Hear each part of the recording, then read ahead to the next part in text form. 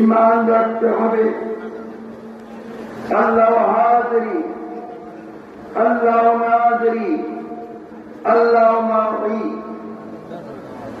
আল্লাহ হাজিরি, আল্লাহ আমাদের মধ্যে হাজির আছেন, আল্লাহ নাজিরি, আল্লাহ রহমতের নজরের মধ্যে আমরা আছি, আল্লাহ মাহি, আল্লাহ আমাদের মধ্যে নিচে আছেন। সুবহানাল্লাহ।